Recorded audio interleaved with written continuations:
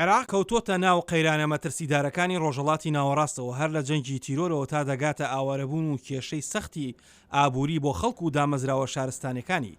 هاوکات چۆن سووریا بۆتە کێشەیەکی جیهانی، هەروەها عێراقیش جیهانی بەخۆیەوە سەرقاڵ کردووە. چۆن لەناو ئەو هەموو قەیرانەدا دەتوانرێت برەو بە کۆمەڵگەی مەدەنی بدرێت.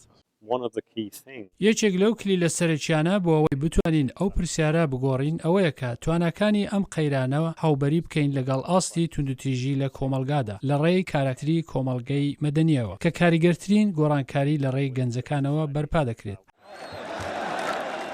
دیموکراسی و مافەکانی مرۆڤ کۆمەڵێک پرسی گرنگ و هەنووکەین کە حکومڕانی و ناوەندە هەسیارەکانی کۆمەلگا ڕوبەڕووی دەبنەوە، بەڵام بارگژی و تەنگەژەکانی عێراق چارەسەری کردداری و تۆژینەوەی زیاتر دەخوازێت. کەواتە چۆن دەتوانرێت کۆمەلگەی مەدەنی بکرێت بە هێزێک بۆ گەشەپێدانی عێراق و هەرێمی کوردستان؟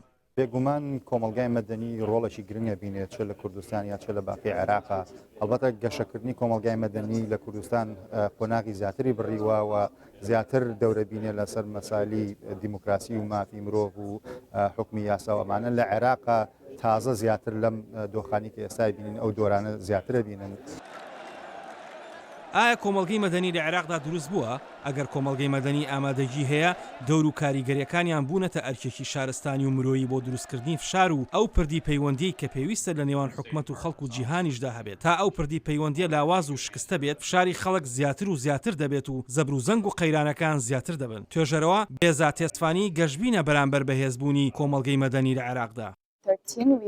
هەر لە ساڵی 2013ەوە نوێنەرایەتی ڕاپرسیەکەمان کرد کە زیاد لە 5,000 کەس بەشداریان تێدا کردووە. لە دەرئەنجامی ڕاپرسیەکەدا بۆمان ئاشکرا بوو کە کۆمەلگەی مەدەنی باوەڕیان بە خۆیان هەیە.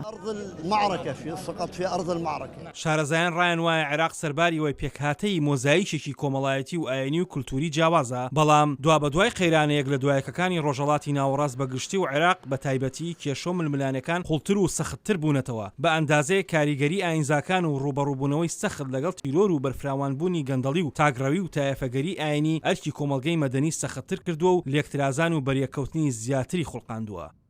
ئاسۆ جەبار، دەنگی ئەمریکا.